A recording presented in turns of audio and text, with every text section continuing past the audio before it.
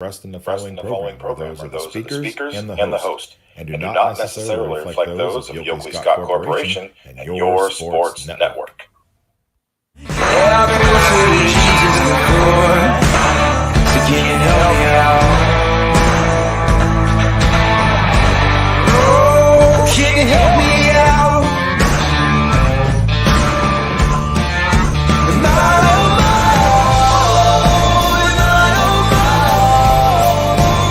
But can you help me out? Am I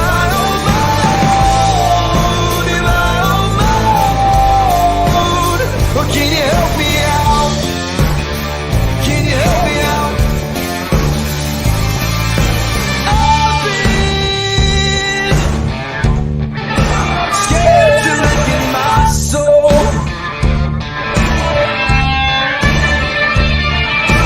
I've been afraid I would go.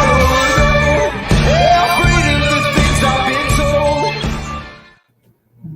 What is up, party people? This is Running Point on YSNLive.com, brought to you, as always, by Greenwood Chevrolet Austin. They, in fact, has signed on for another year. So we are super thankful that we will keep being sponsored and presented by Greenwood for the foreseeable future. So once again, we want to just take the time right off the top to thank our wonderful sponsors at Greenwood Chevrolet in Austin Town. And this is Running Point, Anthony Harwick, alongside Ty Bartell popping in, and we're in the red. You know, got the red, I got the blue. We're all patriotic today.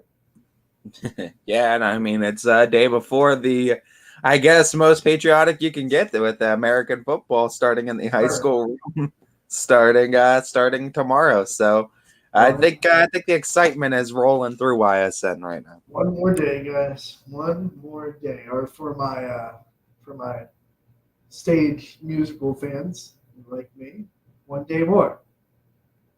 As your latest, what's the word I'm looking for? Whatever. This is good. Once again, I said it yesterday, and I'll say it again.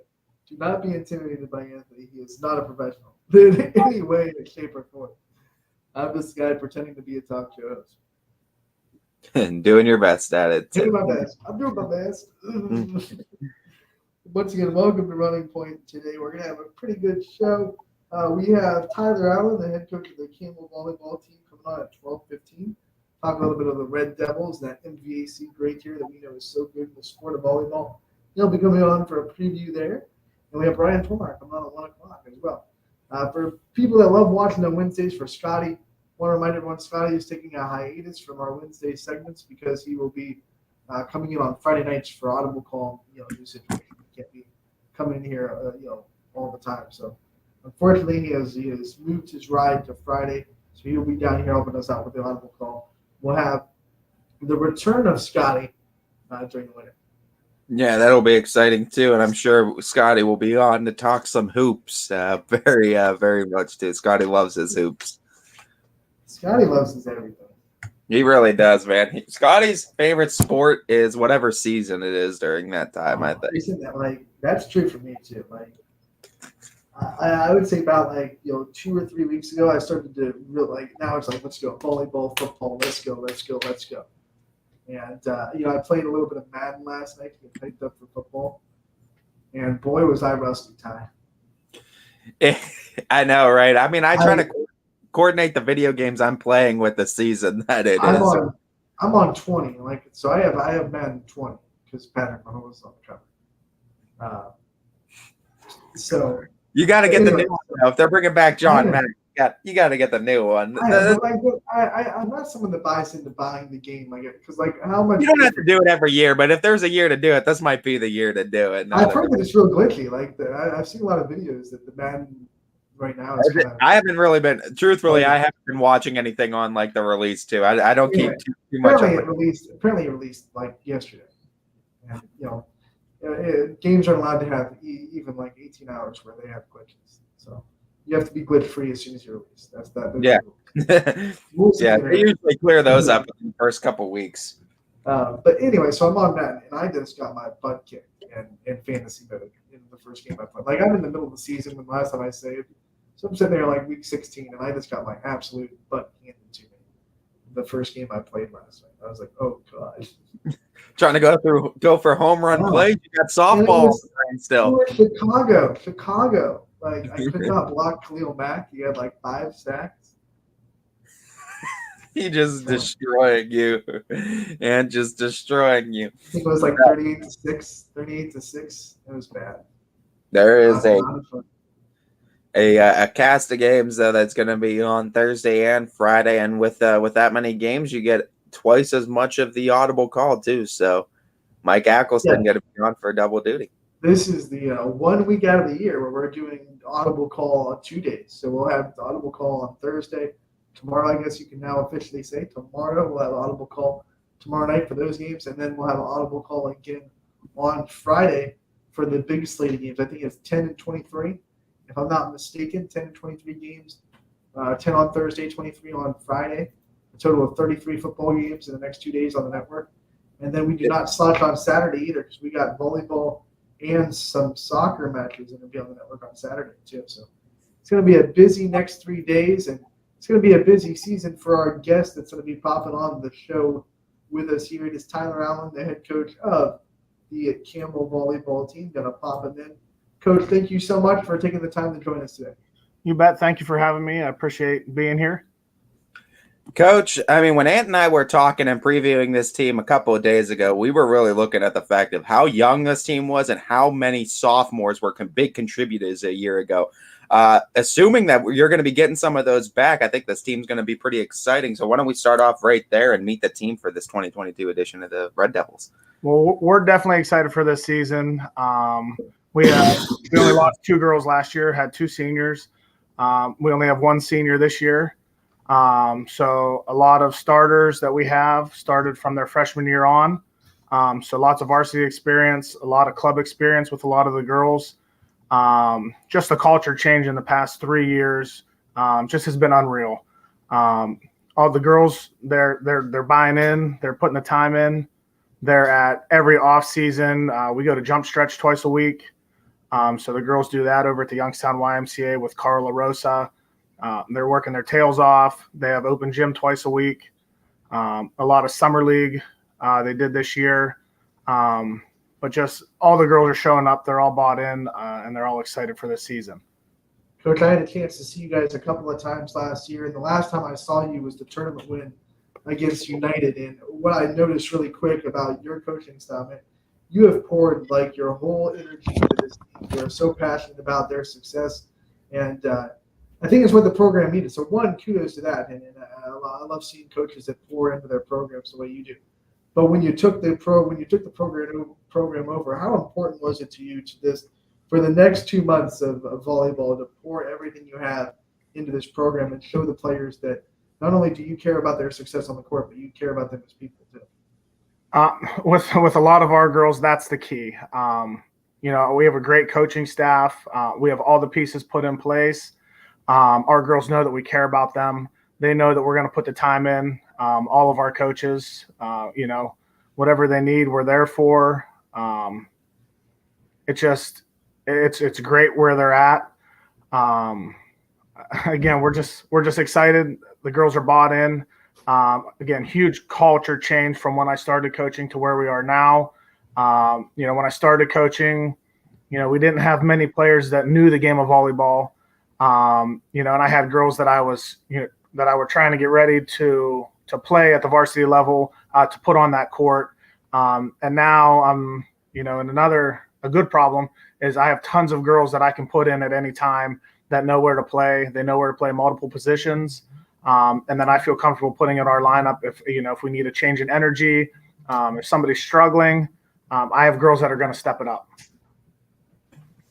For a team that's growing, I mean, you guys played non-conference games exceptionally well last year, and I would say that the focal point of this year, I would guess, is to maybe just turn that conference record over a little bit and start getting some more wins. From your experience as a coach and what you saw on the court, what are some things that can be done in those conference games? We know it's a tough conference, but what are some things that can be done to maybe turn some of those conference games over?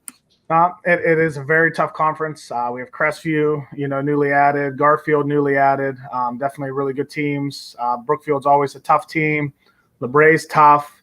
My first couple of years, we really focused on passing, getting ball control where it needed to be, and we're at a pretty good point now where we're a pretty good passing team. Our girls, they're hustlers. They're going to run through the wall. They're going to run through the curtain. They're going to keep the ball alive. They do a lot of exciting things, and they're willing to put everything on the line for their teammates. And then they're starting to believe in themselves, which I think that's, what we've been missing the most. They were in that mindset. Hey, it's Campbell volleyball. We're just kind of out here. Nobody expects us to win. Everybody expects to beat us, to where that's not our mindset anymore. They had really good success in one of our summer leagues. They were the top team out of 16 teams in the one session. And there were some good teams at that session. So they played against really good competition. And just the team that we are now compared to then is just night and day, just in the past month or two. Since the season started, we incorporated faster pace offense, much more tempo to our offense now that, our ball control is where it needs to be. So we're excited. The girls are excited. It's just we're in a good place. I have to imagine the next step that you want to achieve in this program is to establish a winning culture. So when they go on the floor, they don't hope to win; they expect to win. Right? They step on the floor expecting that they're going to win that match. What kind of growth have you seen in that kind of mindset? Because in the Campbell girls sports, we've been seeing that be a struggle in the last several years of the winning culture. So what have you kind of done in this volleyball program to try to establish the confidence in themselves and that winning mindset when they step on the floor? So that's been one of the struggles with us. And for a few years, our coaching staff believed in our players more than our players believed in ourselves. So that's one thing. Again, a ton of our girls are playing club volleyball, which is a huge attribute to the kids, to their parents for making the sacrifices. We have great parental involvement with our program. Parents do such a great job of getting the kids to where they need to be when they need to be there. And then just that success in club season, being part of winning teams, and getting to see that, hey, I do belong on the court. I lace my shoes up the same way these other girls do. And we put the time in. The girls put the time in. I promise you there's not another program that's putting the time into practice that our girls are. They show up day in and day out. They're on time. They're early. I have several girls that don't miss anything. And, their success is an attribute to that. Talked about the improvement in the passing game over the years too. I can't go without mentioning Carla Ramirez because I love giving love to these setters too. 514 assists to just 14 ball handling errors. That's an incredible percentage, especially for a sophomore. What can you speak on her impact to this team and how much she's improved in her short time with you? Carla, she's a great player. She's quiet, but she leads by example. She's one of the first girls in practice. She's one of the last ones to go. She's always encouraging for her teammates. I think if you look at our roster last year, we didn't have a ton of players that could put the ball away. I don't think that it's a surprise to anybody that our offense last year kind of ran through Kendall Brunn. And Carla knows that. And she's a smart setter. She knows where to put the ball. She knows, who's on for the day.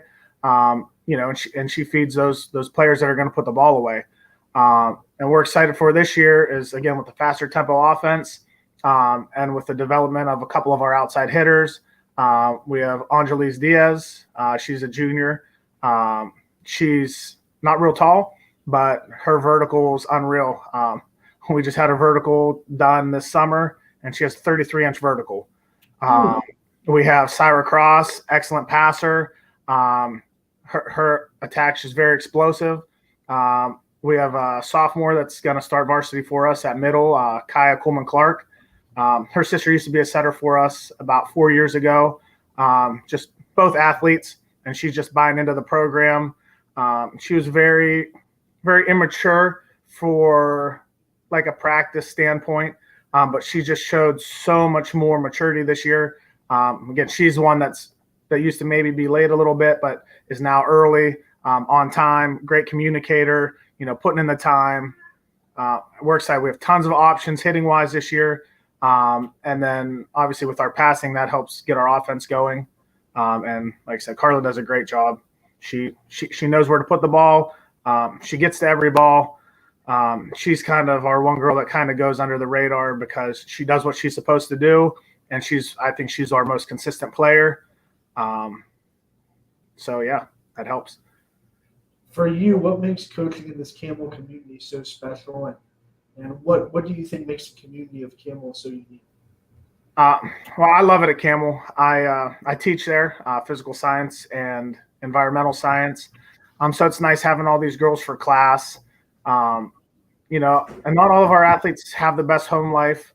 Not all of our best athletes have the best conditions to live in, as opposed to other schools. What I love about Campbell is, most schools over in Ohio are open enrolled and we're not.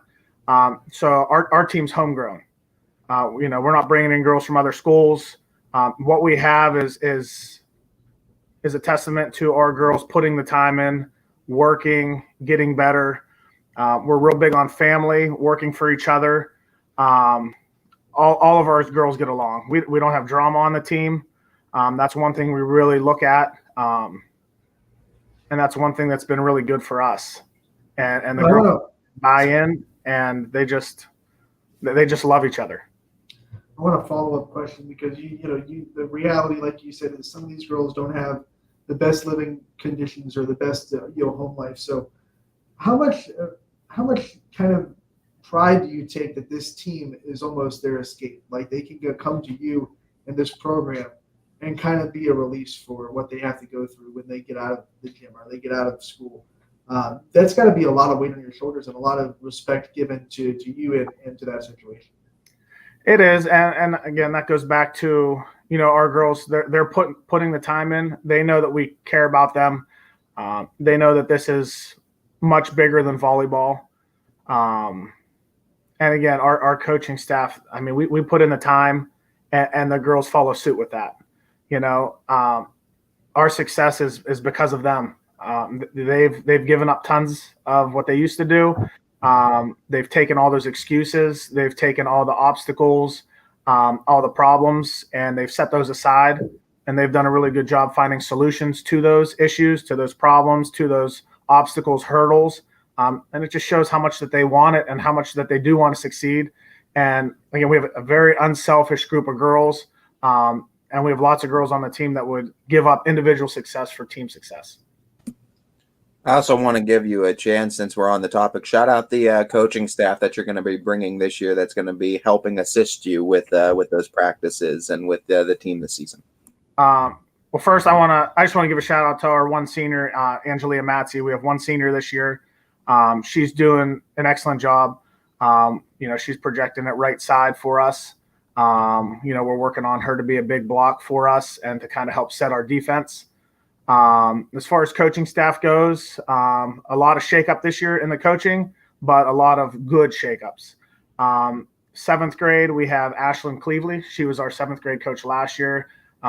She's also an assistant coach over at Canfield for lacrosse. She does an excellent job. She buys in. She puts the time in. You can really tell she cares about these girls. She comes to me, talks to me about, coaching advice, what we want to run, for help with the girls. So she does an excellent job putting the time in. We have Nettie McDowell. She's our 8th grade coach. This is her first year. Her daughter plays for us as well. Again, excellent coach. Another one that loves up on the kids. They're both teachers in the district. Now my assistant coach is actually my sister-in-law, Jacqueline Harsh. She's also a teacher at the school. It's really nice to have her on staff. She used to be a head varsity coach over in Pennsylvania. So we have more head coaching experience. And it's nice. I spend a lot of time with her outside of volleyball. So we're on the same page. We know what the girls need to work on. And then we have 3 volunteer assistants on staff. Claus, she was a setter in college, so she does an excellent job with the girls. She comes in the evenings and runs small groups with our players. Ryan Lombardo, he used to be an assistant volunteer coach for Penn State Shenango. He does a great job working small groups with the girls during our practices. We like to separate our setters and middles. He does an excellent job running that, working on placing the ball, running a fast tempo offense. And then my wife, who was my assistant coach last year, we just had a little girl. So she's taken the year off as my assistant coach, and she's a volunteer this year. So she's on staff as well, and she knows the girls really well. So it's just great coaching staff. I couldn't be more ecstatic for where we're at as a program, from 7th grade up. And, the coaching staff and the girls that we have are a big part of that. The CLWCC we have now, it's a great center, great facility. We can put 4 volleyball courts in there. So we're never short of space for practice. So we can split girls up. We can get more reps, more touches. Mr. Bowen, our superintendent, did a great job getting all of that in place. Cheryl MacArthur runs that, so she does a really good job with us scheduling wise. Athletic director Stacy Seepin does a great job with us. Anything we need, she works with us to get, very supportive. And then our high school administration, we have Brad Yeager and Brian Nichols. Their support's just huge, coming to games, backing the coaching staff, and just a rapport with the players is just second to none. Coach, we want to thank you so much for your time today and putting in the time to be with us. We thank you so much, and we wish you the best of luck this season. We'll talk to you again next week. Thank you. We really appreciate it, and we look forward to the season. I think we're going to surprise some people this year. That was Coach Tyler Allen, the head coach of the Campbell Red Devils volleyball team, and we want to thank him for his time. Anthony Harvey, Ty Barthel, and we are here on Running Point, brought to you by Greenwood Chevrolet in Austin Town, and we are going to take our first break of the day. When we come back, we got some more volleyball stuff to talk about. We have a couple of results from last night also, and we're going to gear up for this fall season too. That starts in 1 day. It's going to be a lot of fun. Don't miss a minute of it. Brian Fuller also coming on at 1 o'clock as well. We'll be right back on Running Point. Brought to you by Greenwood Chevrolet in Austin.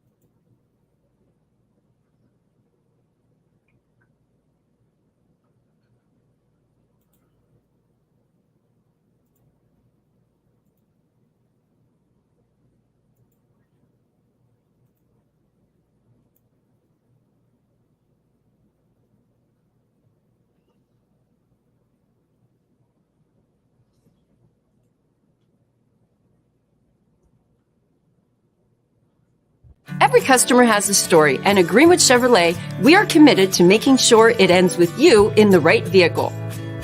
I get to be part of somebody's adventure, whether it's buying a car for the first time, helping them get approved, or finding the perfect car for their budget.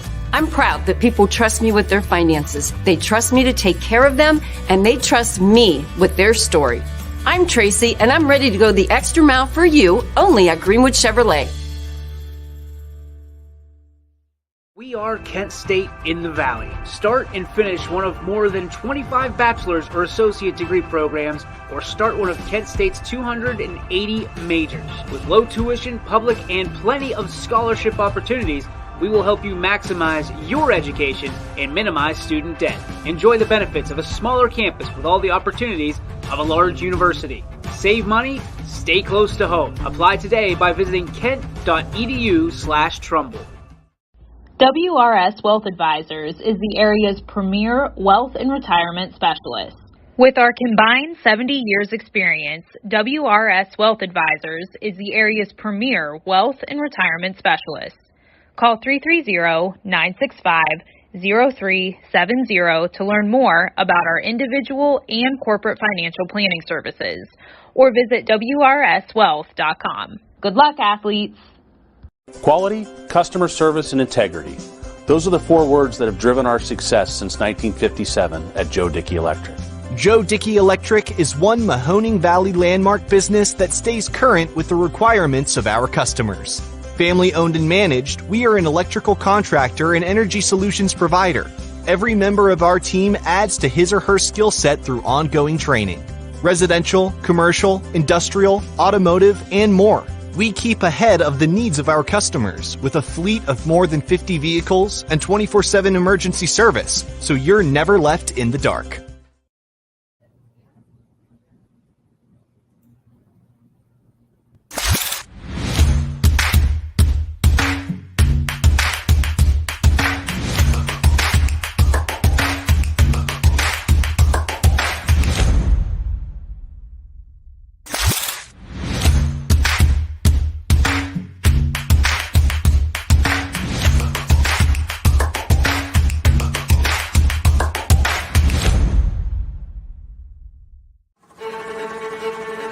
Reliability, innovation, scale. These 3 values are those we look forward to in our business and in our team. If you're ready for a reliable employer who looks constantly to think outside the box in big ways, we're ready for you. Apply now. Help us push the envelope and deliver success. Envelope 1. Take that one extra step. Before the lights come on, before the workday begins, before a long day is ended, or it's time to have fun, it all starts with the people at Joe Dickey Electric. From replacing a light fixture in your home to building a substation for your business, no job is too big or too small. The people of Joe Dickey Electric power them all.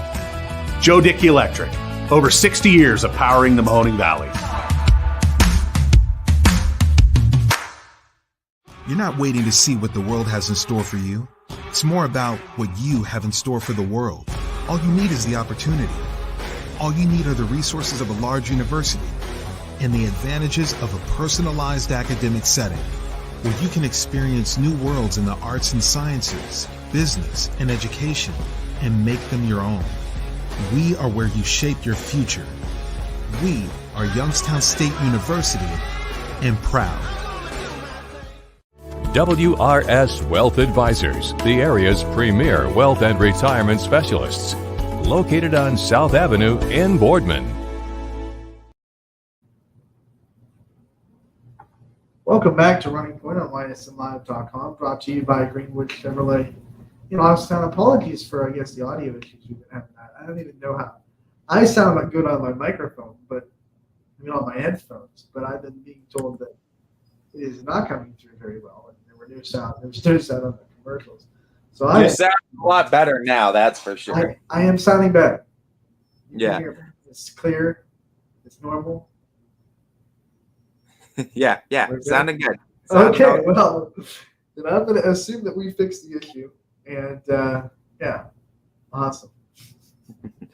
No, it was an awesome interview. If you just missed it too, with Coach Allen of Campbell Memorial Red Devils volleyball team, to kind of give us a full, more in-depth preview on the team going into this season, as we're excited for the start of volleyball play this upcoming Saturday.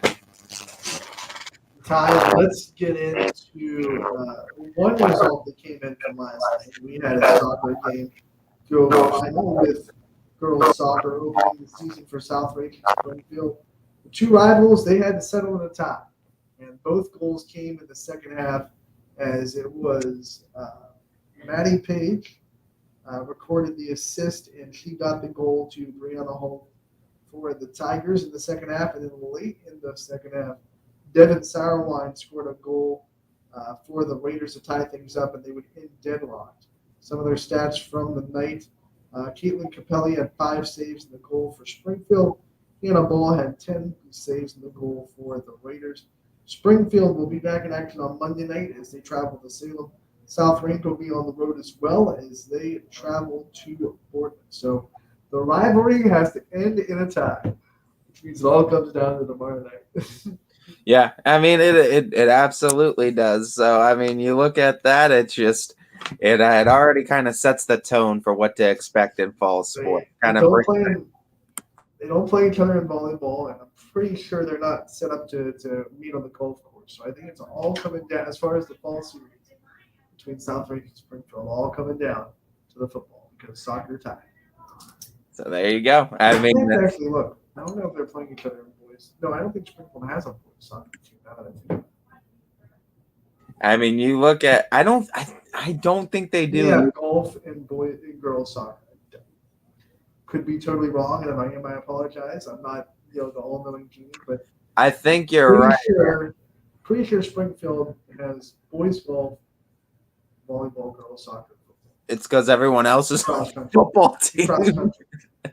Every other boy in that school is on the. When you think about it, like DJ said it on the wonderful 21 WFMJ football preview that they did with him and Camp and Dana Bullock and Greg from the Vindicator last night. Springfield is a school of 100 per class, and there's 63 people on the football team. So you have 63% of a class in the football team. You still have room to make a golf team and a soccer team. So the golf team and a cross country. Once you fill out a cross country team, which we already know how good Springfield is in cross country and track, and then a golf team, there probably isn't a whole lot of room then to make up a boys soccer team at that point. But now football is king with Springfield, and that's just the case with some sports. And we see it other cases too, where like Heartland Christian, there's not really much intrigue in football, but there is a ton in basketball. Like if you're telling me that Heartland Christian isn't a basketball school, I mean, of course, Heartland Christian doesn't even have a football team. So yeah. But no, exactly. But that's what I'm saying is like there's schools like that too, where like their basketball is king. There's other schools too where I mean you'll go to and easily see volleyball is king. It kind of depends on what school you go to. This might be the last matchup of the year between the South Rankin and Springfield. They kind of halted playing each other in girls basketball. They'll maybe play each other in boys basketball. They did the last 2 years. They don't play each other in baseball and softball, as far as I'm concerned, as far as I know this year.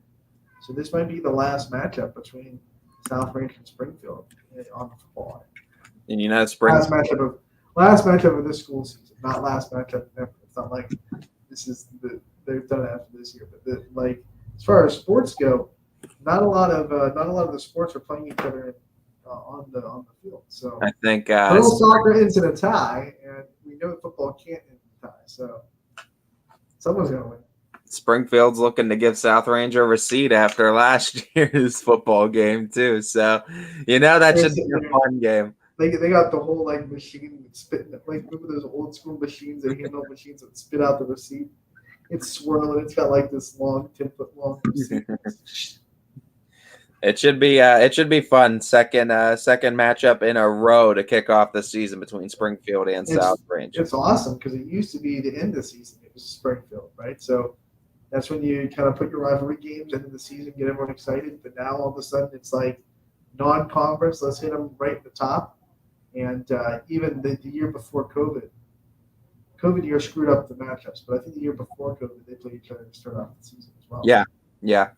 You're right. I mean, like, it is definitely like they've played each other, I think, more times than not in the last 15 years. Remember when they slated the schedule back when they said, like, we're going to agree to the home and home. This was supposed to be at Springfield this year, but because they didn't play each other in 2020, they played at Springfield last year. Now they're at South Range this year.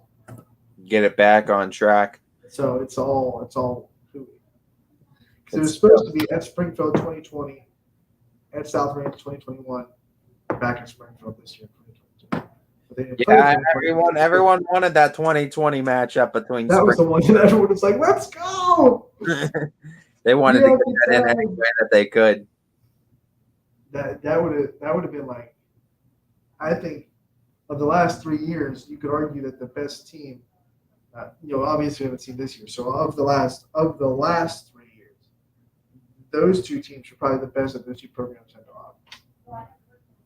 It was definitely that was the Springfield really team that got like this close to a state, and that was also the South Range team that really pushed Kirtland to the limit. So yeah, probably you could argue that those two teams were the best that those two teams had had.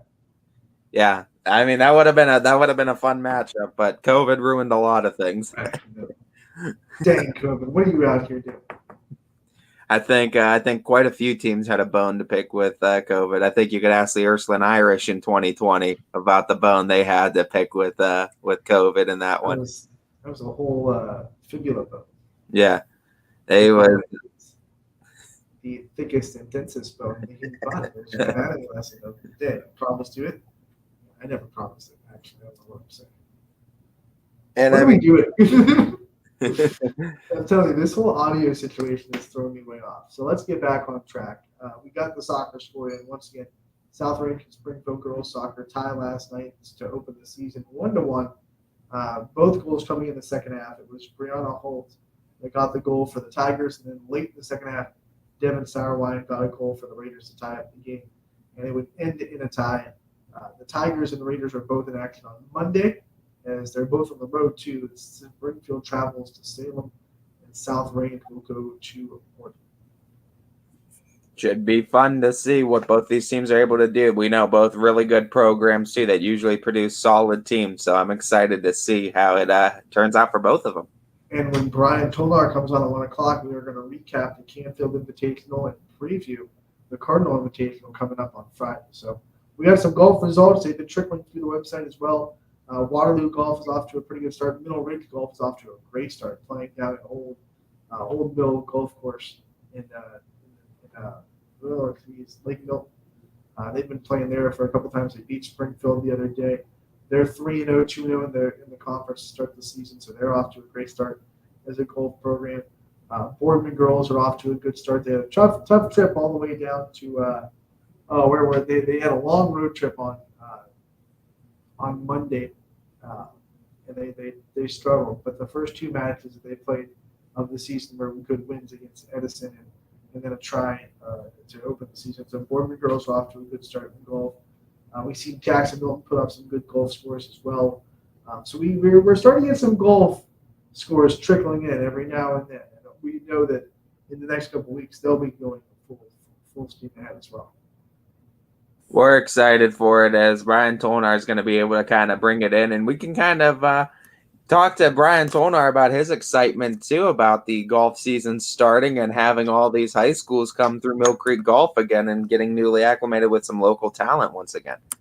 Yeah, and once eight teams call Mill Creek home. So if anyone can at least educatedly talk about those 8 teams, it's definitely Brian Tolnar.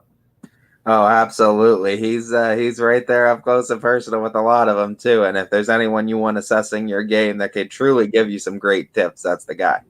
I don't want to take all the topics away from Brian, but we also had the greatest golfer finish up over the weekend. And the pride of South Range Golf, Brandon Fluczynski, he's now on a 4-peat. He's won that 4 times. Incredible.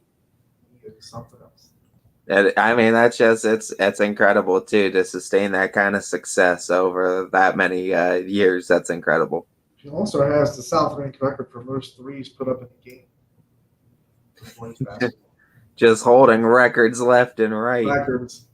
Records galore. And I would imagine he's the first guy in that age group to win the greatest golfer 4 times in a row.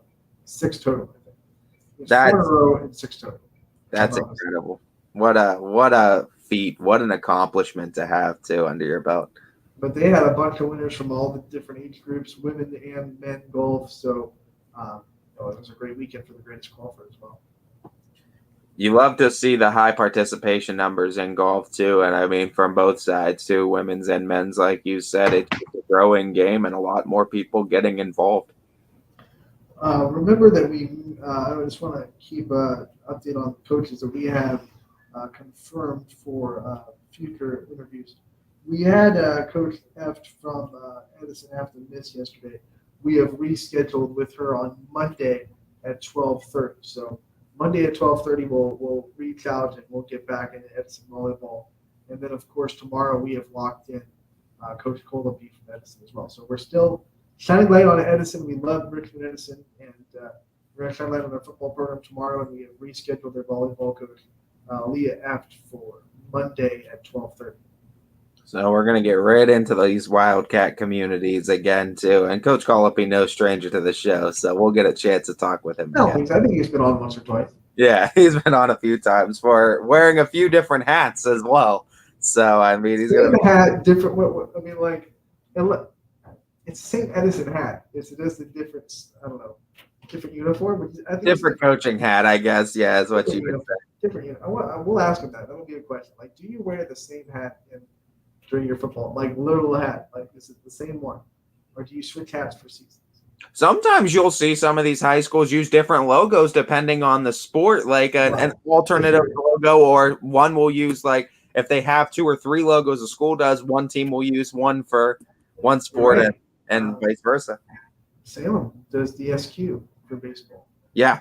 Yeah, that's starting to transition into everywhere, but you're starting to see it pop up.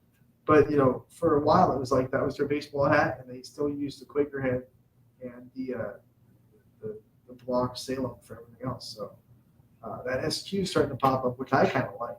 I like the SQ as well. I think it's a unique look. I'm trying to think of the other one. I know there are more because you just brought it up. I think didn't Crestview for a while have a different baseball logo? They might have.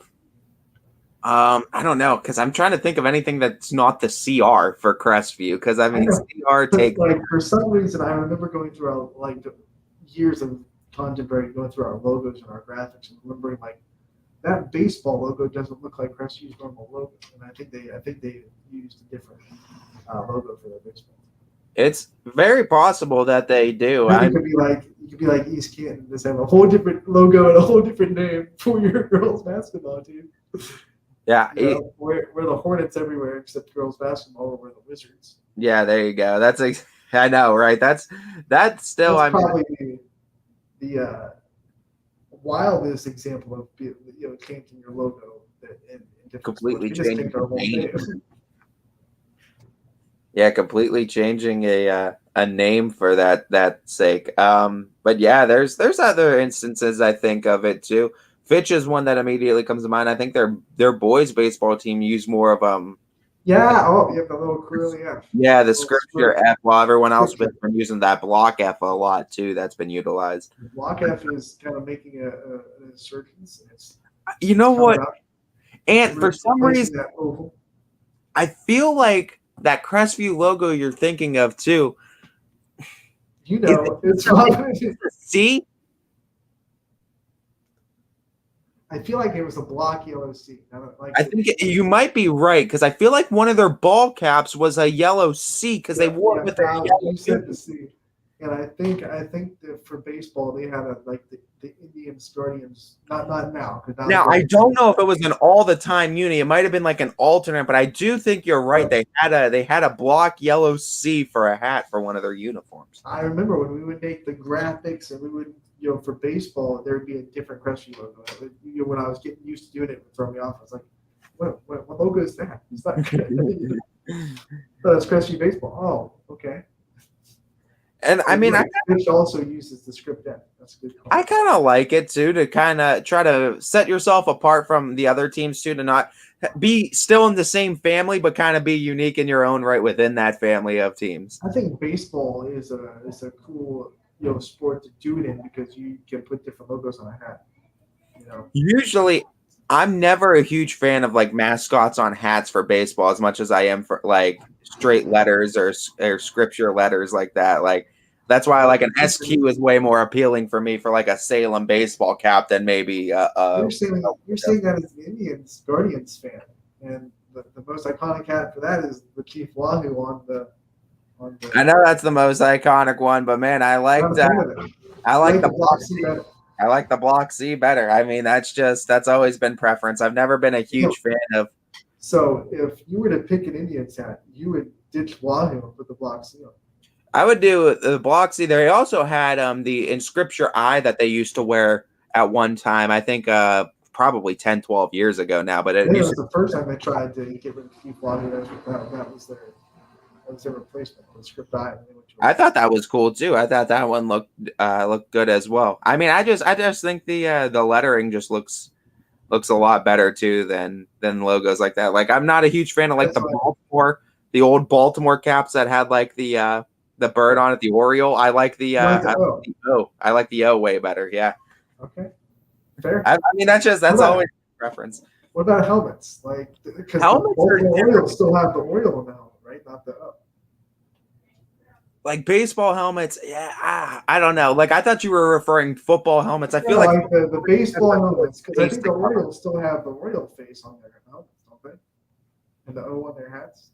I think you might be right. I can't remember it necessarily for all of them too, because they might have different batting helmets too. I don't watch all the Oriole games. You're an Oriole fan. We all know it. But yeah, I think for those kind of logos too, I think helmets, it works better when you use like the face logos, just because there's so much more surface area to cover too, and you can do the cool things like wrapping around. Like I think the ones like what like Minnesota does with like the Viking helmets, or like the Philadelphia does with like the wings and stuff like that. Like that, I like creativity like that when it comes to helmets. Do you think those helmets would be cooler if the logo actually like went all the way to the back almost? I think so too. If you're able to utilize the whole helmet some way, that's a conversation for sure. I think what is it? LeBray has some really nice helmets. If I'm not mistaken, yeah, the red helmets with the Viking, like the word Vikings on it, right? Yeah, I like those too. I like just like color red for it too. Cheney has the nice red helmets too. I think red helmets are always they're nice. Cheney, when I see Cheney play, like it's almost like it's not matte red; it's real shiny red. It reminds me of when Louisville wears their red helmets. Yeah. Speaking of Cheney, man, that's going to be a matchup tomorrow. Hard hitting as ever, Cheney, Poland. This is becoming a rivalry in a lot of sports too. Basketball, namely, being one of them, but football, it might start as well. These are two schools that know how to bring it, man, and when they hit you, you're going to feel it. This is something that I didn't honestly know until yesterday on that football preview on 21 WFMJ. I didn't know that they had a young guy that they were kind of bringing in to try to make quarterback. And Hewlett might not be QB this year. He might just be like a skill position guy. And he might be more utilized that way, more versatile than in that Cheney offense because of just his speed and athleticism that can take over ball games. But imagine if that's the case, and you also, because of his experienced quarterback, you have somebody you would completely trust to do like a reverse throw. Like gadget plays into the throw. Well, here's the situation they were at, because if I'm not mistaken, I think it was Andrew Galt that was getting starting time, and if I'm not mistaken, I think he was a sophomore last year. Hewlett was a junior, but he got injured early on. So Hewlett coming back for his senior year, you're kind of stuck between a rock and a hard place. It's like, all right, we had this guy that had played under center, got a lot of snaps, a lot of experience last year as a sophomore. Do we risk benching him for quarterback his junior season to insert Hewlett for a senior season just to put him back for I feel like Cheney was the cards that they want to play is let's continue developing this guy. Let's have him be a 3-year starter at quarterback while we have Hewlett that can literally play anywhere on the field. He's so versatile.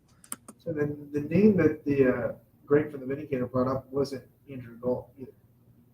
So if it's not Galt, then he said it was a sophomore that was trying to kind of instill in the quarterback position. So it might be someone completely different than that's in that Cheney program, because I think Galt was a primary starter for them last year too, and that's what I was expecting them to do. So if it's someone completely different, then I'm kind of excited to see who this is too, because there's really a book on him then.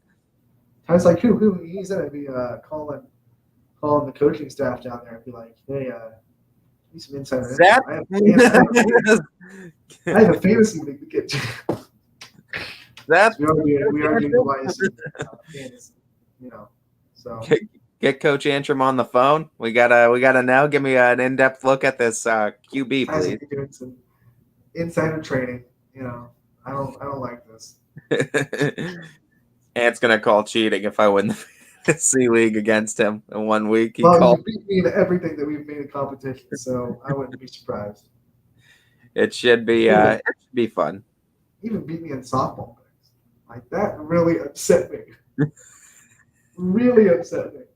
Basketball, you just got unlucky all season long. Everyone you thoroughly beat. I know softball and baseball season was crazy with the rainouts, but you still beat me. I'm just like, oh. Ant's just sitting there festering. I'll tell you what, Brian Tolnar will calm your nerves though, and he's the perfect guy to talk to. He's the perfect guy to talk to, and he's a guy I'm excited to get to talk to now as we inch closer to the full swing of fall sports. But we know golf is already starting to kick off everywhere, and I'm sure that's getting Brian Tolnar excited to welcome in those 8 teams to Mill Creek and start talking about those and how exciting that is for Mill Creek and how they have to prepare now for the start of high school season. When you look at the golf, I don't think enough people talk about the golf in the area and how good it really is. The golf you said? I'm sorry, you were cutting out at the end there. Oh, sorry. I said I don't think enough people talk about the talent of golf in our area and how widespread it really is. We're looking at teams outside of Mill Creek that we've been getting results in for that are putting together really good scores, like your Jackson Miltons, your Middle Ridge, Waterman. They're all putting really good scores out. And what I love about golf is you can't say, well, they're playing bad teams, but it's golf. You're either hitting the ball right or you're not. It doesn't matter who you're playing. The thing with sports too, especially in this part of Ohio, and I guess even America, you could say we're really huge on like those team sports too. So sometimes, like if a golf team isn't doing as well, it can overshadow some really talented golfers in a program too, because it's hard for some viewers that are casual or just getting onto the sport to kind of differentiate and separate. Okay, this is a solo performance as opposed to a team score, and then try to differentiate where if you see this team's not doing well, but you still have some individuals that can do really, really well. It's the same thing as wrestling too. You got to the only way you're going to get it is by just watching and asking questions. Right. There's still a ton that we still don't. You don't get it until the end of the season when those teams put qualifiers into the regional tournament. Their team isn't, but they put hey, you had a score that was good enough to go to state. And that's why you have guys like Brian Tolnar, Gary Altizer that are there to kind of help us guide you with these questions too for these type of sports that are kind of team but individual as well. And that's what we love to see, and we try to expand our horizons with it as well. One of the questions I'll have to ask you that just popped into my mind because wrestling has the team state championships and the individual ones. Does golf have the same thing where they have a team tournament? I'm not sure. I'm not sure off the top of my head. I don't know. That's a great question to ask Brian. We just kind of stumbled right into a question for Brian Tolnar. Look at that. Sometimes we hit the right spot. I mean, I'm sure we could always take a stroll over to OHSA if we can't determine the answer through the discussion as well too. I'm sure we could find something, but that's going to require a lot of probably digging through files of the rules and then the tournament rules and stuff like that and how it breaks down. I would put a lot of skills in the fact that Brian Tolnar know the answer to that question. Probably. I mean, he was 2021 Merchandiser of the Year. I think that's right up on his profile too. PGA Merchandiser of the Year. So he gets it, man. The man gets it. I mean, Mill Creek's lucky to have him. We're lucky to have him as well, be able to be a mainstay in this show throughout the golf season and really.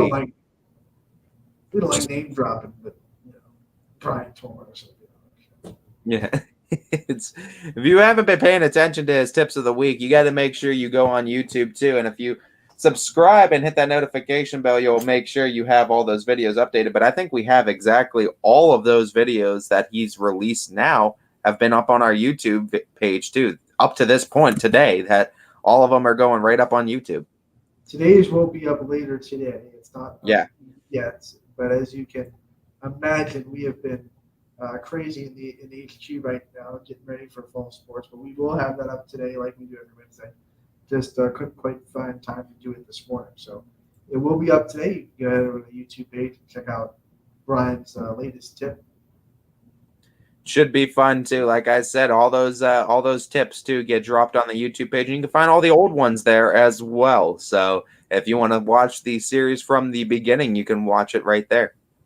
Right from the beginning. We're gonna have to generate a playlist too if we haven't already for our YouTube channel. Just generate a playlist with all of Brian's tips. So if you want to watch it in a playlist, you can.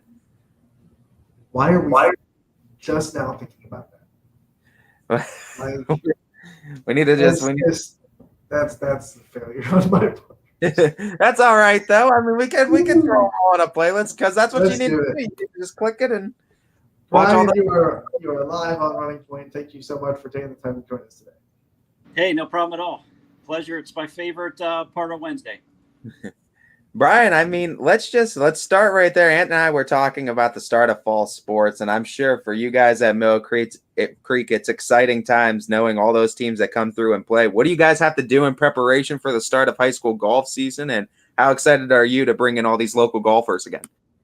Well, it's great. We play host to about 8 teams here in the Mahoning Valley, which is a large number for any golf course to pull in. So we've got quite a few teams to play here. Other than scheduling that we do, primarily during the off season, it's relatively easy. Juggling between the current golf leagues and everything else that we've got going on is probably the toughest part, but it's awesome to have them back. Invitationals have started. We've got another one left this week with the Cardinal Classic on Friday. Just finished up the Campfield Boys and Girls Invitational for high school. And then you throw in Youngstown State, who's hosting 2 of their events this year, the Kickoff Classic and the Roseanne Schwartz Invitational. Both of those will have powerhouse fields this year again. So we're excited to have them in the mix. But it's great to see the young folks back in. I mean, obviously they're about a week out from heading back to school if they haven't already. But high school matches, 9-hole matches, invitationals, playing 18, practicing, full activity at Mill Creek. So it's exciting. Brian, what we want to do is we want to recap the Canfield Invitational that happened already. Recapping the results. What did you see from it, and what are some of the things that stood out to you? I'll tell you what. As I'm looking at the results here, Walsh Jesuit wins with a score of 311. Their players shoot 74, 75, 78, and their 4th score out of 5 was 84 to shoot that 311. The individual medalist was from Campfield, so it's nice to see the local team posting a medalist. Sachin Napapolini shot 73 to edge out 2 players at 74 by a shot, one of which was with Walsh Jesuit, and the other was with the Massillon Tigers, Shane Leschenslager.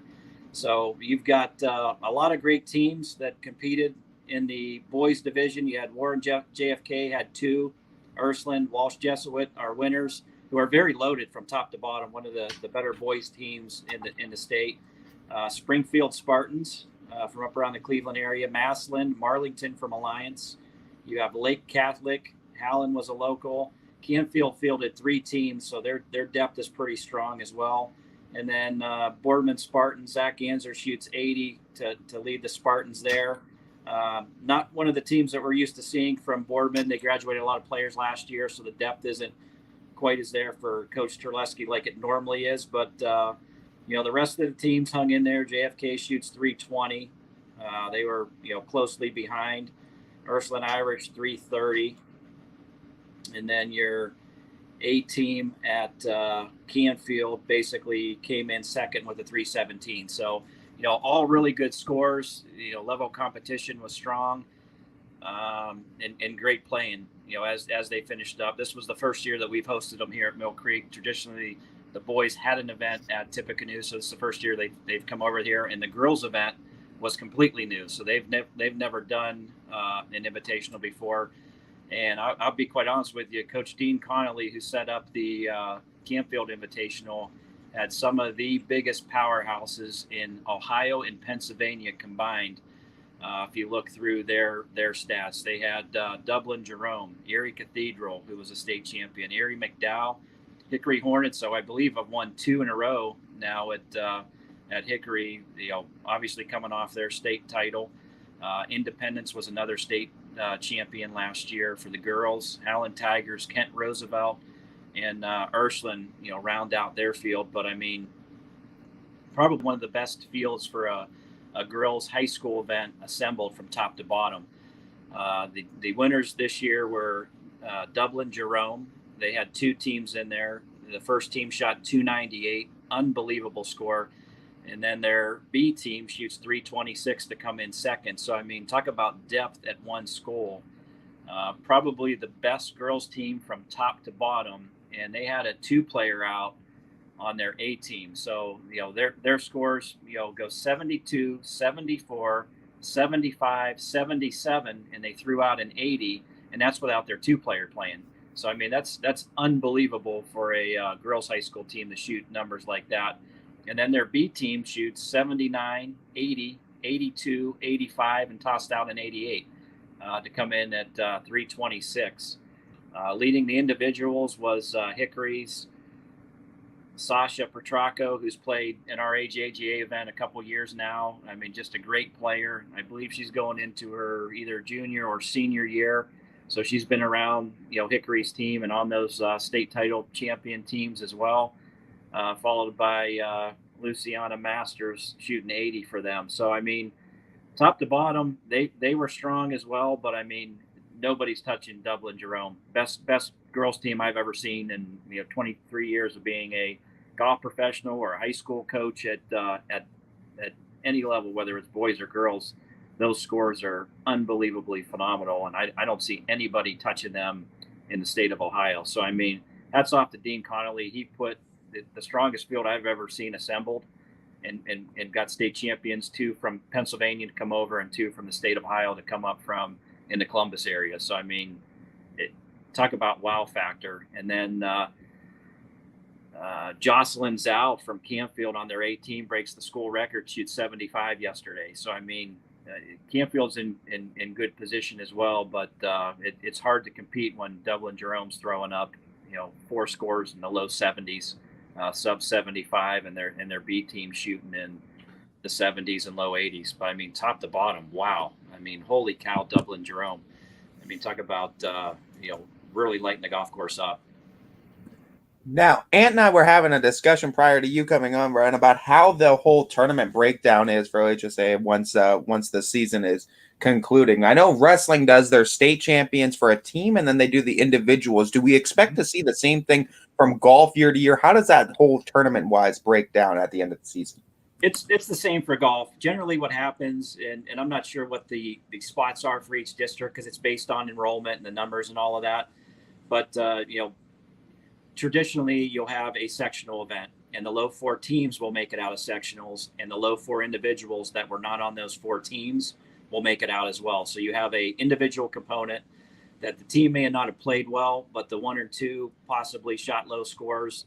They don't want the team to hold them back from going because they're shooting some great scores. So you'll have 4 individuals and 4 teams going from the, basically after the leagues and everything are competed into that sectionals, going into districts.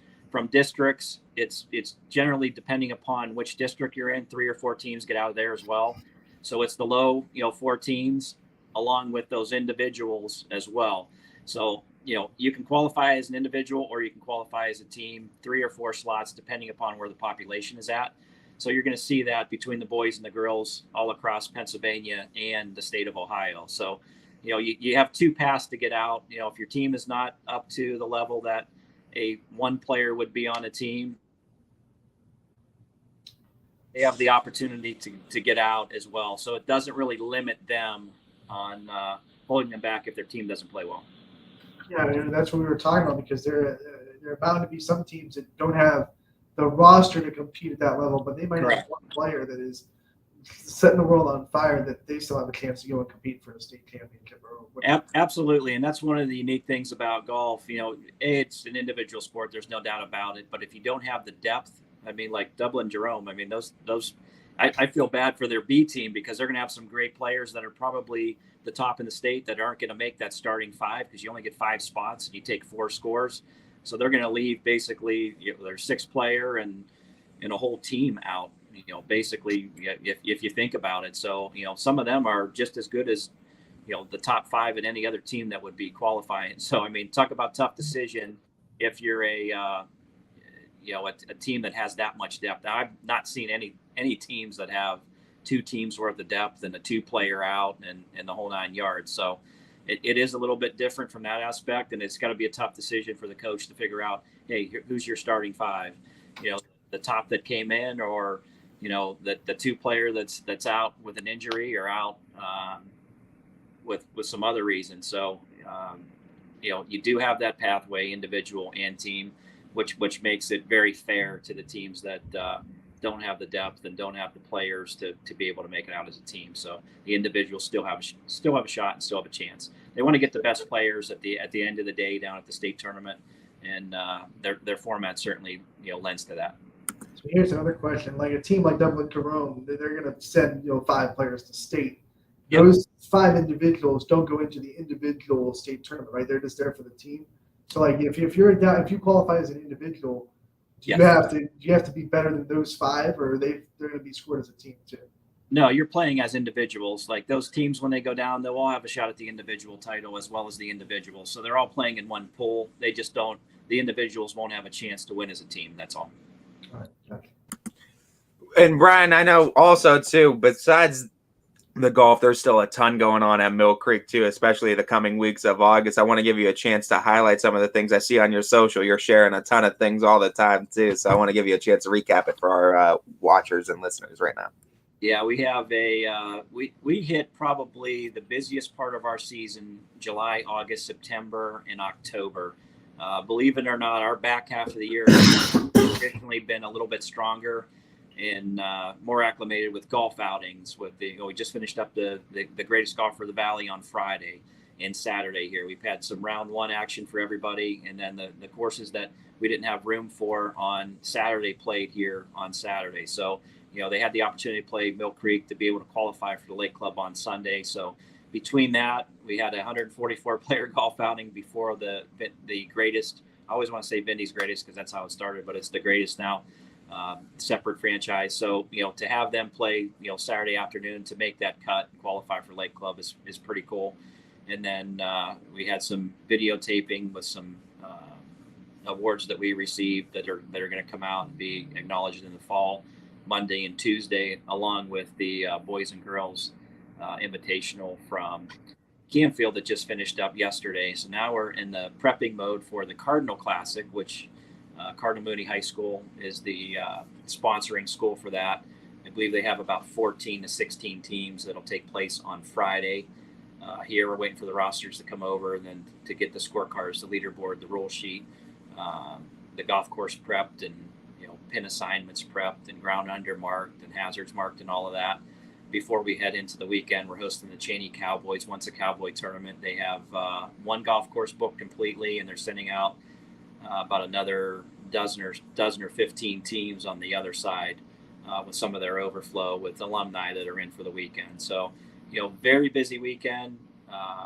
Basically kicking off today and tonight with our last concert at the Morley Concert Pavilion. We have K Street. It's a funk band, and they'll be on at 7:00 this evening, followed by next week's last movie night. We're playing Disney's Encanto at dusk on the 24th. So basically the last of the concerts and the last of the movie nights are sort of wrapping up right now as the kids go back to school. So it'll be slower from the recreation side right now, but very busy when it comes to golf outings and hosting high school invitationals, high school matches. We're doing probably 2 to 3 of those per day.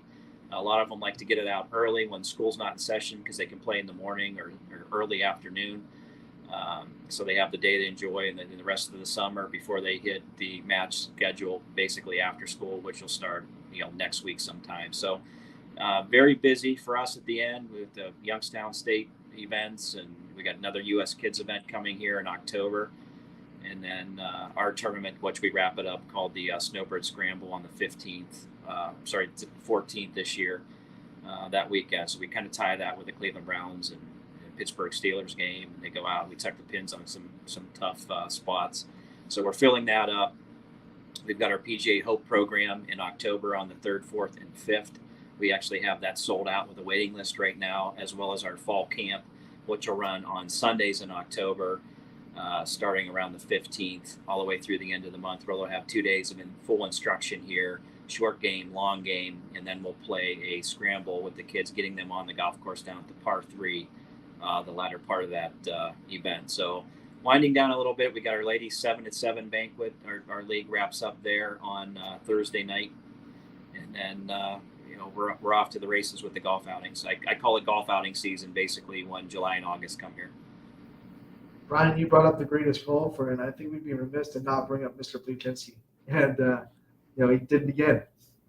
He did it again. I have one of our coaches was in the finals with him, Garrett Frank. Shot 69, 64, 72. I guess he had a hiccup on the last hole. He had a 1-shot lead and ended up making double on the last hole, and Brandon beat him by a shot. But talk about 2 great competitors coming down the stretch, going back and forth. And, Brandon shoots 65 here and bogeys the last hole. So, he was looking at 64 all day. Garrett Frank shoots 64 at Trumbull on Saturday. To light it up and take a 2-shot or 3-shot advantage into Sunday. Fun to watch. It's fun to watch when you got players that are hot and they're making birdies, they're making a run and going back and forth. It's really what golf is all about. Number one, the competition at a tournament like this, where you bring all walks of life, whether you're handicap or you're the scratch division, ladies division, senior, legends division. There's a pathway for you to play competitive golf. The Greatest really exemplifies that, and what Todd Franco and his crew have done with the Greatest over the past 13 plus years has been, extraordinary for amateur golf and competitive golf. So to watch them have a shootout come down the stretch on Saturday and Sunday is very unique. Like I said, Garrett was one of our PGA Junior League coaches, so I know all the players were rooting for him, and we'd have liked to have seen him, sneak in there. But Brandon plays golf here. Played high school golf here at South Range, knows our golf course is like a home course for him, as well as the Lake Club, because he's a member at the Lake Club. So, you basically got the bookends of Mill Creek and the Lake Club are his 2 home courses. He plays in the league here still, and, is very competitive and lights it up. He's fun to watch play, makes a ton of putts, drives it extremely accurate off the tee, and hits a lot of good iron shots to give himself an opportunity to make a bunch of birdies. So, those guys are fun to watch. Top to bottom, great event this year. Ran smooth. I thought our superintendent, Lance Bailey, and his staff had the golf course in phenomenal shape, and we got so many compliments on green speed, fairway conditions, no burnout. It was great to hear. That's a 4-peat for Brent. Has anyone ever done that before? I think there was a back-to-back, but I'm not sure that there was a 3 or 4-peat. So, he's in great shape going forward. He's got youth on his side, which is great. And the way that he plays is phenomenal. And, obviously having a little one and getting married hasn't slowed him down a bit on the competitive side. So it's pretty neat to see. How rare is that? And put into words just the amount of hard work and practice that needs to go in to be able to accomplish a feat like that. 4 years. I was talking with Anthony, and just it's one of the most impressive feats I've maintain that level of consistency in a sport that is wildly inconsistent at times. Well, I think which makes this even more rare is the fact that you're, other than Mill Creek and the Lake Club, you're playing a different golf course on Saturday every year because they rotate the country clubs around. So you're going to play Trumbull, you're going to play Youngstown. They played Oak Tree, they played Salem Golf Club in the past, Tippecanoe, you name it, Avalon, Squaw. So there's that mix on Saturday. So it's not like you're playing. I make the comparison to like when you go play the Masters. There's a certain core of 12 to 15 people that are always competitive at the Masters. You're playing the same golf course, you're playing a limited field, and you know the greens day in and day out for a lifetime of appearances, because that's the only place they play the Masters. You can kind of say that about Mill Creek and the Lake Club, because those are the two fixtures that never change throughout the course of the rotation. But changing that middle date, it's moving day. People have to shoot low to make the cut, so they're shooting low to make the cut, and they're shooting low to jockey themselves in position for Sunday. So that's the day generally that like Garrett Frank shoots 64 at Trumbull on Saturday, where you're putting yourself that you may have been 4 or 5 shots back after the opening round at Mill Creek, giving yourself that opportunity. But you're not as familiar with the Saturday golf courses as you would be with the Lake Club on Sunday or Mill Creek on Friday in the traditional setting. So what makes it more special is the fact that you're not playing the same golf course every single day. You're not playing the same conditions, the same rough lengths, the same fairway cuts, the same green speeds. So you really have to adapt and adjust how you play on all 3 of those days, and especially during that second day, because they are so different from top to bottom. We're a municipal golf course. Those are private facilities on Saturday, capped off by the Lake Club, which is always in great shape. But to see those guys and to be able to do that 4 times or 2 times or 3 times is unbelievably impressive, because you have to have all the stars, aligned. Number one, you have to be good from tee to green, and Brandon certainly is. Makes a lot of putts. He makes the game fun, very laid back. He's fun to play with. Just a good all-around human being, great person, beyond being an exceptional golfer. But to be able to fight through and play different golf courses and play at that high level, that's what impresses me more than anything, because it's not like you're playing the same golf course for 3 straight days. You're playing the same green speeds 3 straight days. You're playing in the same fairway cuts and the rough cuts for 3 straight days. To be able to juggle and balance that and adapt your game, in my estimation, makes you what the tournament's namesake is, the greatest golfer, for the fact that you're the greatest golfer on numerous conditions, numerous green speeds, with A-level competition 3 straight days in a row. Brian, thank you so much for taking the time to join us this week and giving us a solid view of the high school golf scene. We know when we have you on next week is going to be hitting the ground running. More golfers are going to be out there getting results. We're going to have a lot of high school results to talk about.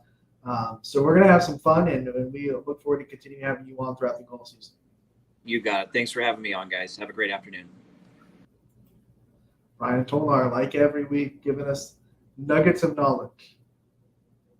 Absolutely. Great kind of ambassador, I guess, for the game, you would say, too. And great guy to kind of bring all that knowledge and answer all of our questions, because we're noobs at the sport of golf. We know that for sure. Congratulations again on Merchandiser of the Year. We gave him a shout out before the interview. We saw him win it, and we are so proud that he won that award. We're so proud to have him on as one of the biggest friends of Ysn. Yeah, absolutely. I mean, you get guys like Brian Tolnar too, and I mean, getting recognized from all outlets and different sources too. I mean, it just goes to show what kind of work, all the extra work that Brian Tolnar puts in, not only for the sport of golf, but for so many, not only just kids, but just people in the community. Yeah, we got a score from golf. We have a result from golf from yesterday that we got in Middle Ridge, tied with Hartman Christian, but won the 5th card tiebreaker. So Middle Ridge is now 4-0 on the season to start their campaign. I'm going to give you out some scores from the Rams as Trey Wrigley led the team with 40 with around a 44. AJ Sandy shot a 45. Keaton Casera shot a 48. Chaz Collington shot a 49. And Jackson Gades shot a 49 as well. Hartman Christian scores from, once again, a tie, so they shot really well. Jamin Brown shot a 44. Isaac Richards shot a 45. Drew Gold shot a 48. Jake Kling shot a 49.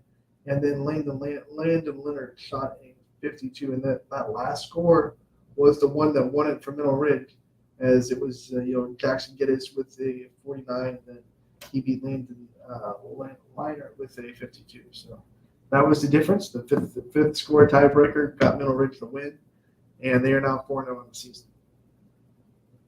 That's awesome to see too. That I mean, coming out of the gates hot and just staying hot too. As this might be one of those teams you need to start looking at a little bit more over there in Ram Country.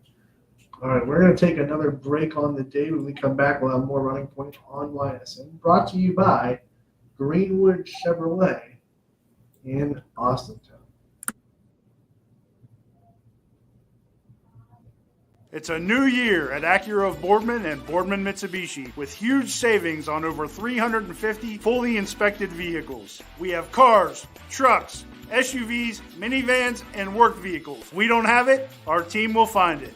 We aim for 100% credit approval with payments as low as $99 per month. And as always, we'll pay top dollar for your trade. For a great vehicle and a great experience, come see why everyone is stopping by at Acura of Boardman and Boardman Mitsubishi. You're not waiting to see what the world has in store for you.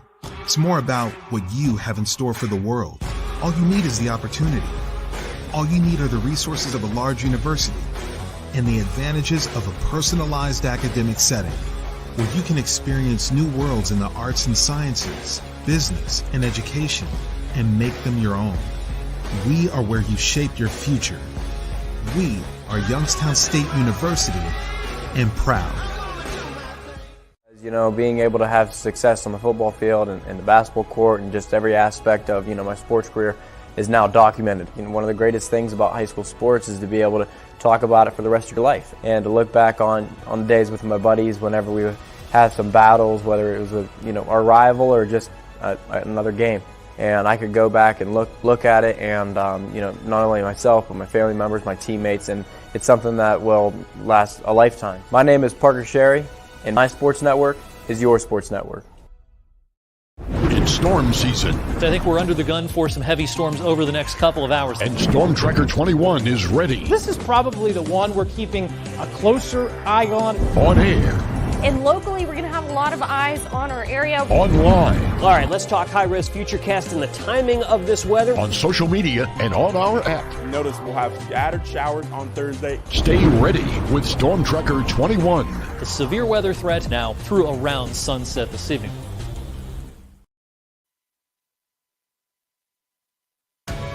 21 News delivers the news as it happens, using the latest technology from where it happens. Live here outside the Mahoney County. On air, online, Wednesday afternoon weather update. Very dangerous. and on the 21 News social media platforms. I'm on the road right now. 21 News, the Valley's only locally owned source for trusted news since 1953.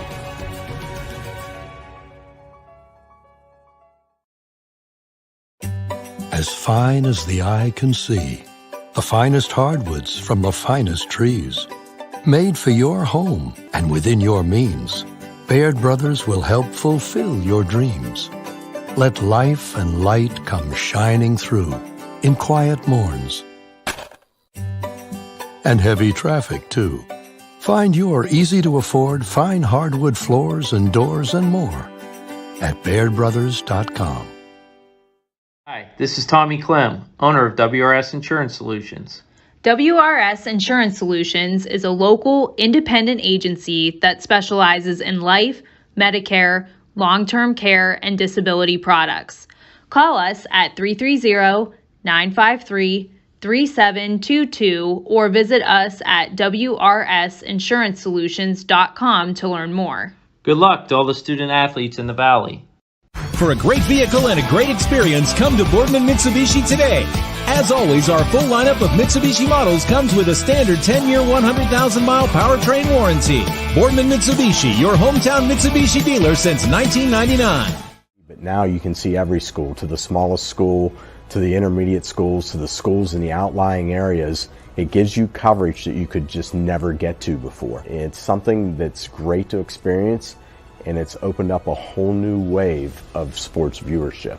The possibilities are endless here at YSN. Push the envelope every day. Try something new. If it works, great. If it doesn't, well, let's try another angle, and we just keep moving forward. My name is Mike Ackelson, and my sports network is your sports network. Welcome back to Running Point on ysnlive.com, brought to you by Greenwood Chevrolet in Austintown. Anthony Hartwig alongside Ty Bartell as we venture into more of this Wednesday episode. I don't know why my camera wouldn't turn on, but we're good now. Yeah, I mean, into this Wednesday episode, just after our segment with Brian Tonar, per usual on our Wednesdays too. As we know, golf already went into full swing at Mill Creek, but it's going to get into full madness now for Brian, as he knows. There's going to be all kinds of teams going through there, and we got to shed some light on what the golf competition is going to look like too, and how the tournament sort of breaks down towards the end of the season. And it is what we were assuming, Anthony. It's kind of like wrestling, where you have team qualifiers, but there's also going to be individual qualifiers as well. And that's what Brian said. That kind of makes it a lot better for all the players that might not be on a team that's deep enough to compete at the regionals and state level. But if they're putting on Lighten Up the World, then they have every opportunity to kind of put their namesake on it. Absolutely. And I mean, they get a chance then to compete for not only themselves, but for the school entirely, and still bring a state championship home to their school. So, Ty, we still have some more volleyball to talk about as far as scheduling and where people are. We have to go over Mohawk Volleyball for the first time of the YSN kind of run, because they signed with us after the volleyball season last year. So we now have Mohawk Volleyball, and I want to give them a shout out. So let's get their schedule up and see what Mohawk will have in store for us this season.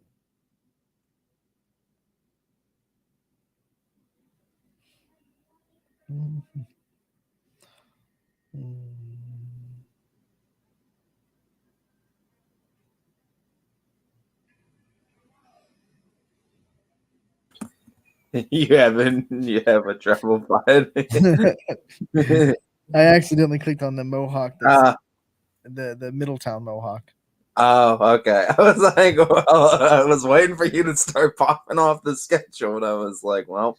No, they opened the season on the 6th against Beaver. I have them with a game against Beaver on September 6th, and then I'm only seeing a couple of games listed on their Max Preps. So I think it's probably because I don't know if all those Pennsylvania teams utilize Max Preps as well. Right. So that's an unforeseen circumstance. It could be too. Let me check real quick, because they might have it on their site. So let me see what we got here. The last team to get to, and we're stumbling. We're all right. Let's see. I'm going to check on their site and just see what we got here. And if they put it up on there. All right. So they're going to be playing. Oh, you got it. Yeah. Look at Beaver Area High School on the 6th. The 7th, it's going to be Rochester Area High School. Lincoln High School on the 8th. On the 13th, it's going to be Shenango High School. And the 15th, Laurel High School. In the 17th, it is going to be against Lincoln Park School of Performing Arts Tournament. That's at Lincoln Park. Excuse me, let me actually tell you too from the home games too. The first game, the 6th, is away. 7th is away. Their home opener is going to be the 8th against Lincoln. And then they're home again, like I said, the 13th. They're away the 15th. They're away for that tournament on the 17th. The 19th, they're going to be home versus Riverside. 22nd, they're going to be away versus Neshannock. The 26th, they're going to be home versus Aliquippa. 27th of September, they'll be home versus Beaver Falls High School. The 29th, they'll be home against Beaver Area High School. On the 3rd of October, they'll be home against Union Area High School. The 4th, Lincoln High School, they'll be away. The 6th of October, they'll be away versus Shenango High School. The 11th, they're going to be home versus Laurel High School. October 13th, they're going to be away versus Riverside High School. 17th, home versus Lincoln's Park School of Performing Arts. Home versus Neshannock on October 18th, and their final game is October 20th away at Beaver Falls High School. So yeah, the what threw me off is they're starting later than Ohio. So I was like, wait a minute, but they are starting. Your schedule has them starting on the 6th against Beaver too, right? They start September 6th and they play well into the middle of October. October 20th is their last regular season game, is what I have. They're about a week behind Ohio, so they'll go a week after when they'll start, and then Ohio teams are usually wrapped up by that Saturday, and then obviously Mohawk's going to be going into that week. And that's going to be exciting to see our first taste of Pennsylvania volleyball really this year as well. We get to see what the Warriors are in action against, and it all kind of starts off the 6th of September. But don't worry, too, the whole week, starting this Saturday, they will have a scrimmage against Union Area High School at 10 o'clock. They'll be playing the 23rd of August against Southside High School at Southside at 6 for a scrimmage. And then the 27th, which is the following Saturday, they'll be at Deer Lakes High School for a scrimmage as well. So going to still get some scrimmage games in for Mohawk Area High School. So you could go check out the Warriors in some preseason games and some scrimmages before the actual start of the season, September 6th, like we said, starting a little bit later than the Ohio teams over here. I like this because this gets us kind of involved into Pennsylvania volleyball. We get to kind of get a glimpse on what the competition level over in PA is, and we get to kind of get a grasp on how it compares to the volleyball that we see over in this area, in this neck of the woods for Ohio. I'm excited to get some exposure to it and just to also see these teams that Mohawk's going to be competing against and see just exactly what all these teams are all about. And I'm excited to see what the Warriors are going to bring to the table. I know baseball wise, they definitely brought some excitement, baseball and softball wise. So excited to take it right into the next season. I wonder how much of a math degree you need to figure out the tournament layout for volleyball, because I know basketball in PA gets real crazy and real kind of complicated. So I wonder if volleyball follows the same pattern. I'm not sure. Yeah, it could be. I do know their conference, from what I'm reading, is the Whipple WPIAL 2A1 conference, and the teams that are in there with Mohawk are Laurel, Beaver Falls, Neshannock, New Brighton, and Shenango. Are the other teams that are going to be competing with Mohawk in their conference too. So we'll be keeping an eye on that conference over there from Bessemer, PA. It's funny that there's also a Mohawk in Ohio in Middletown. Yeah, there's also a Laurel in Ohio. So there's two teams in that conference that are also Ohio high schools as well. When DJ first told me that we were going to be signing Mohawk, I thought it was the one from Middletown. I was like, okay. Yeah, I thought it was the one right in Ohio, but no, we invaded the Keystone State too. And hey, I love learning about Pennsylvania sports too, because I mean, until we started bringing these kind of teams in and started exposing ourselves to it, we were kind of left in the dark with Pennsylvania sports. I mean, you maybe got the tip of the iceberg with it, scraped the surface, but we never really dove deep into high school sports over in that Keystone State until now, because now we got some teams over there, so we got to start learning.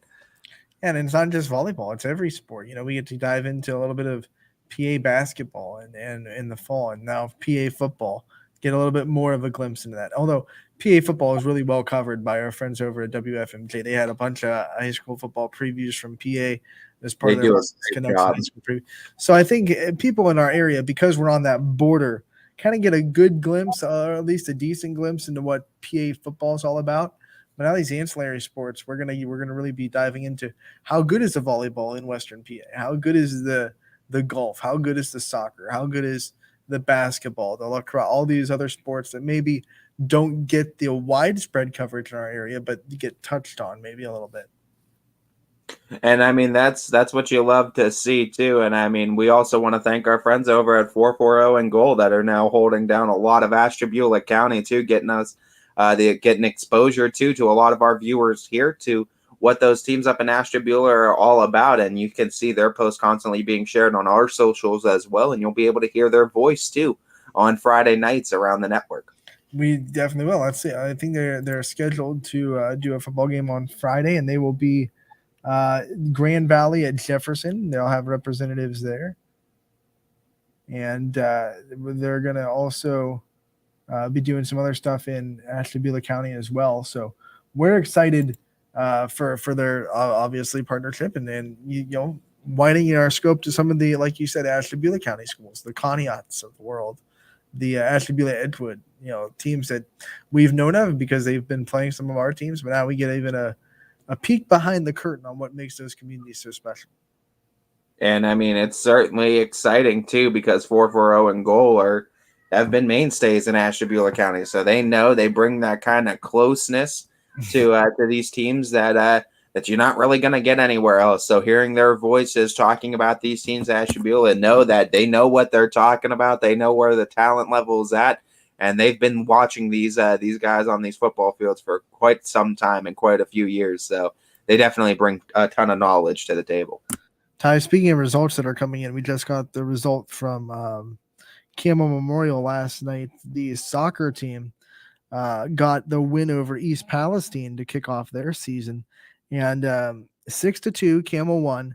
Dom Diernick shot all 6 goals for the Red Devils, so he was 6 for 6. That's an impressive performance. If I had a cap, I'd be tipping it to him right now because I got you. But I mean, he's that's a heck of a performance too. A half a dozen goals in soccer? Are you kidding me? No one does that. I mean, that's such a rare feat, and to be able to do that in a game, that's an incredible feat for him too. So hats off to him on a heck of a game, career type game too. That's when the 3 is a hat trick. So for 60, you take your hat and your buddy's hat and throw them both on the field. Is that what we're doing? You got 2 hats. You got a 10-gallon hat. You got to be a 20-gallon hat. They're actually in correct me they're actually, I think we did this last year. There are terms for you go further than a hat trick. Like there are soccer terms for four goals in a game and 5 and 6. And I don't know them. I could look them up, but I think there are words that you would use for beyond a hat trick in soccer. I mean, I don't know what you do once you get past 5 and into the half dozen category. Right. 6 is like you're just good. You're good at soccer. Yeah, it's just like you're a magician. You're just magic. And speaking of soccer players that know how to score, did you see Kyah English's scrimmage round up the stats that she got in the scrimmages that Waterloo was able to play? I didn't. I think I've seen them briefly too. I think I saw Waterloo Athletics page share something on them too, and I think I've seen something on it briefly, but I didn't see it in depth. No. They scrimmaged Akron St. Vincent St. Mary. That's I do remember. I remember seeing that. Yep. She had 6 goals against them. I mean, if you want to talk about someone that's just a serious athlete, I knew she was going to continue to get better, but Kyah English is lighting the world on fire, and every sport she touches, she is excelling at it to the highest level. Then she has 13 goals in 3 scrimmages for Waterloo. Wow. That's as of Saturday. So I don't know if they scrimmaged someone Monday or Tuesday, but as of Saturday, 13 goals in 3 scrimmages for Kyah English. She'll be fine this season. 6 against Akron St. Vincent St. Mary. That's a great feat for her, and I mean, I'm excited to see coming up this season to see what she can do, as she's definitely got some records in her sights. That's with these teams knowing they have to stop her. She's being circled 3 times. I guess the ankle is okay too. I guess the ankle is holding up just fine then, right? I want to remind everybody that she has 93 goals as a career going into her junior season this year. The record for goals in a season for a player in girls soccer in the state record is 197. All time or in 1 year? No, in all the career. In a career. I was going to say what? That'd be a disgusting She season. she consistently has gotten better. She increased her goal production from freshman to sophomore year by a good margin, and now she's gonna have junior and senior season. As long as she stays healthy, she needs 104 to tie 105 goals to break. Right. So you need to average a little bit over 50 a season. It might be. I think it's actually. I know it's the 190s, but I think it's actually 192. Now that I'm thinking about it, it's in the 190s. She's at 93. Roughly 50 goals a season is what you need. Then, yeah. 34 goals her freshman season. 59, or it's the other way around. Sorry, 39 goals her freshman season. 54 goals last year as her sophomore season. So if she keeps up her sophomore production too, and you say sophomore slump, I don't think there was any slump there for Kyah English. She just excelled, and now she's an upperclassman. It's going to be a fun season for her. And obviously, knowing that isn't helping people because she scored 13 goals in 3 scrimmages. So knowing that she's going to come at you doesn't help against some high quality teams too. Let alone. It's going to be a fun season. I'm excited. If you do that to Akron St. Vincent, I know it's a scrimmage. You don't know how hard teams are going, and that's a caveat. But if you do that to Akron St. Vincent St. Mary, what are you going to do to the conference teams that you play on? Whether Waterloo won or lost last year, she was definitely a problem to any opponent that she faced. Too, she lit the world on fire, like I said, and definitely put some English on it. I think it would not be out of the realm of possible. It would not be wild to say she will break the record for career goals in the state. Like that's providing that she could stay healthy, absolutely too. And I mean that's all you could hope for. I mean, I know that's not like the end all be all goal for her right now necessarily, but for us at the media, it's exciting to talk about because if she's able to produce another season like she did a year ago. I mean, you really have to start looking at it and start saying we could be talking about a generational athlete right now in the sport. Why do you have to say if she stays healthy? Why do you have to speak that into existence? We don't. I mean, the biggest thing is you knock on wood and you obviously hope. I don't know if this is real wood. I think it's fake wood, but I'll knock on it for you. So yeah, Jeez. we always hope for the best of health for all of our athletes too. And you never want to see any injuries too. Hopefully, because of the injury that she got in basketball, hopefully the injury bug stays away from Kyah English now, and she doesn't have to.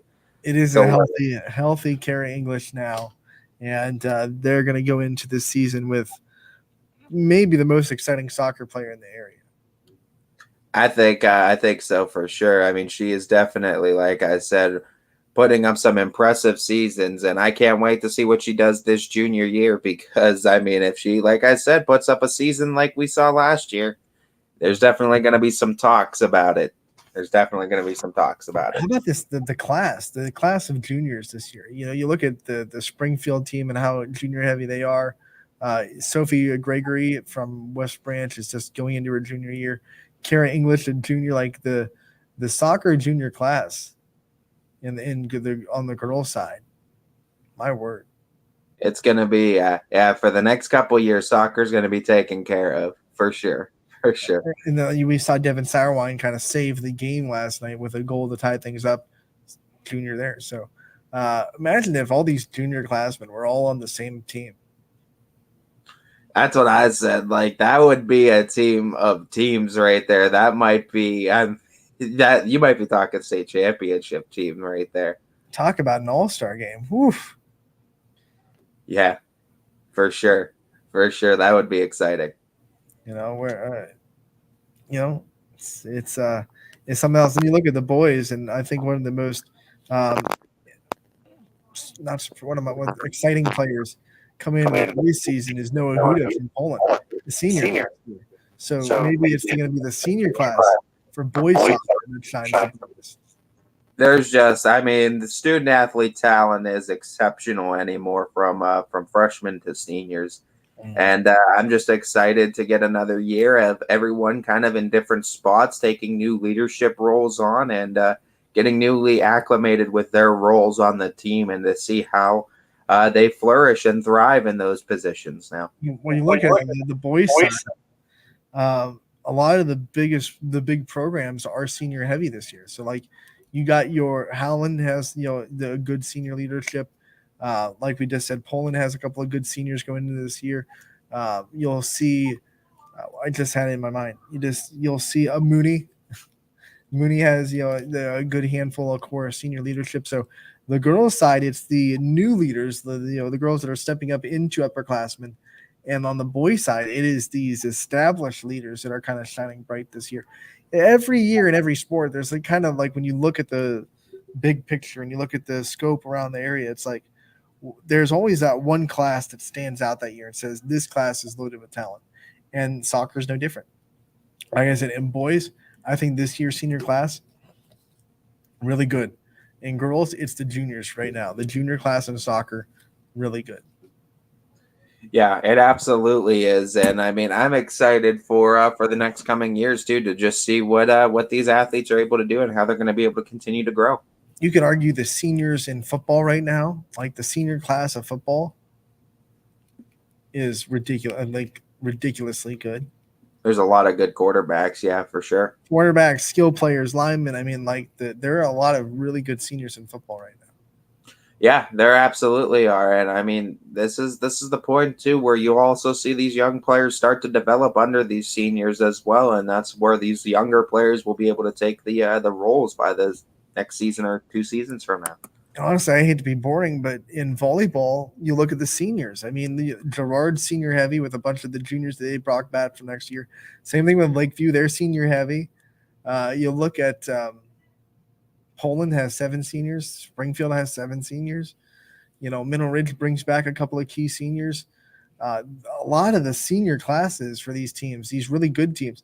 Fitch, Jocelyn Jordan's going into her senior year.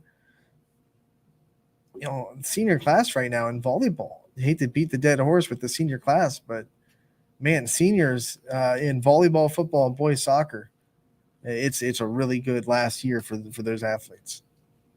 Yeah, it's gonna be a fun season for sure, and I can't wait for it all to start in all these sports too, to just see these athletes do what they do best.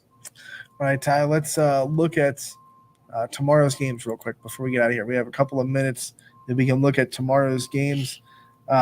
We have Brookfield against Ursuline. Anthony Romo and Steve Leslie will have the call there. Cheney Poland is tomorrow. Cleveland Lincoln Sebring is tomorrow. So is Crestview Salem. Jackson Milton at Latonia is also tomorrow. Niles at Howland tomorrow.